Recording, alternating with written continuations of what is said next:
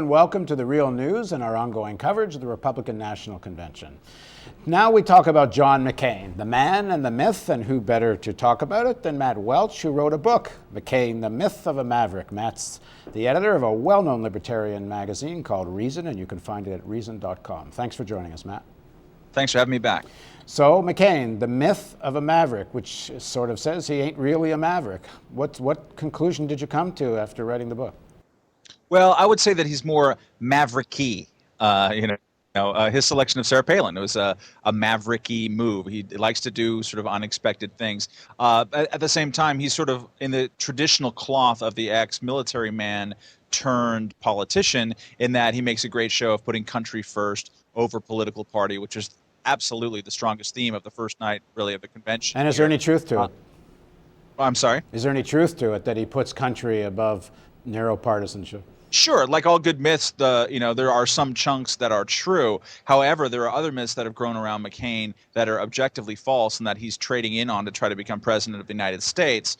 Most notably that he's any kind of straight talker when in fact he's not. I mean, he obfuscates, he lies openly, he flip-flops as much as any other politician. For example? He looked people in the eye in all campaign, and they say, "Hey, look, you flip-flop on so many issues. What the hell's going on?" And his response is like, "I haven't flip-flopped on a single issue. It's never happened." Or he'll say, "I've never held." He said to me when I interviewed him or asked him a question at the press conference because they didn't allow me to interview him. But he said to me, apropos of nothing, "I've never held a grudge against anybody, and I never would." If you walk to Arizona and ask any random person on the street to tell you anything about John McCain, they will say one thing: that is one person who seriously holds a grudge. Well, I was struck by in 2004 this question of putting country first. I think much of rational America, informed America on many sides of the political spectrum, realized that by 2004 the Iraq War was one of the great strategic blunders, mismanaged. Whether you agreed with invading Iraq or not, almost everybody agreed that the management of the war was terrible. McCain stepped in to support Bush at a critical moment. What to my mind was a clear, not just a partisan move, but also kind of a positioning move for McCain in 2008. He had to show that he would be in the breach with the Republicans, so they'd be there with him in 2008. I mean, I don't see how in 2004 John McCain put the country first.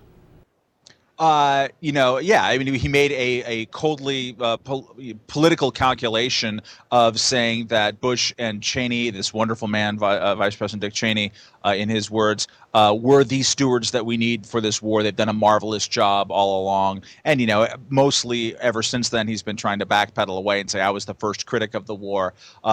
He gave a rip-roaring speech at the 2004 Republican convention in which he said that anyone who doubts the necessariness, is that a word? Necessity of this war is deluded. Which is a really strong word if you think about it. He also said some other things that he has since completely contradicted in his speeches. For instance, he said that our allies need to do more in agreeing with us, basically, that we're disappointed in the way they acted in opposing our work in this war. Well, in 2008, he's walking around giving speeches saying, of course we're going to pay heed to our allies and even be willing to be persuaded by them in times of war. This is utter nonsense. McCain, every time America has been at war or thinking about going to war, McCain has been so bellicose to the point of irrationality when it comes to what other countries say about our decisions. What about the role in the media in creating the myth of a maverick? We hear this word maverick over and over and over again, and with such repetition that people just say, okay, he's a maverick. But other than a few bipartisan bills and maybe taking on certain questions, some issues of corruption in Congress, although a lot of people say it didn't go very much more than skin deep. I mean, what's real about the maverick, and what about the media in helping create this myth? Well, as the great Minneapolis resident Prince has taught us, there is joy in repetition. And McCain has said this often enough. And clearly, some part of him really wants to believe that he is and holds on to this sense of honesty as a lodestar that he wants to try to live up to. He believes that his father never told a lie, for example. But So he repeats this all the time. And also for the last 20 years, he's had the best and most effective media strategy of any Republican politician in this country by a factor of 2 or 3. It's not even close. He learned early on, answer every question until they run out of them. And lo and behold, you're going to get some good press. It seems to me that John McCain's about as much a maverick as Dick Cheney. I mean, Dick Cheney defied the CIA. He bucked the State Department. He bucked traditional U.S. foreign policy. I mean, we could call Dick Cheney a maverick. And I say it in a sense that because McCain really seems to agree with Cheney's foreign policy, and many of his advisors are Cheney-esque in their outlook, people like Randy Schooneman, who started this Free Iraq Committee, and James Woolsey, former head of the CIA.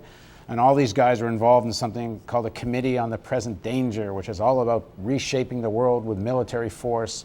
What did you find out in writing this book? Like, you've got this veneer of maverick, but the real McCain seems to be about his connections with people like Joe Lieberman, AIPAC, and this very interventionist foreign policy. McCain's life goes in 3 stages. His father and his grandfather were 4-star admirals in the U.S. Navy. And not just that, they were leading intellectual exponents of the idea of the U.S. Navy replacing what was basically the 19th century British Navy as the guarantor of the world's shipping lanes and as basically a unipower, as the only sole superpower once we finally defeat the commies. McCain marinated in this his entire life. His grandfather worked in Teddy Roosevelt's Navy. He believes in the ideology more than anything else of his hero, Teddy Roosevelt, who understood that America would become a superpower if it drastically expanded his Navy. His father, his nickname was Mr. Sea Power. You know, he would quote colonialist British poetry from the 19th century at the breakfast table. So that's McCain's life. Gets shot down over Vietnam. That's stage 1. He always believed in it. He never even thought about it. That was just part of who he was. Comes back from Vietnam, and he has a bit of a Vietnam syndrome complex. He's traumatized by the divisions in the country because it makes him think that people have lost faith in the idea that America is the shining beacon on a hill.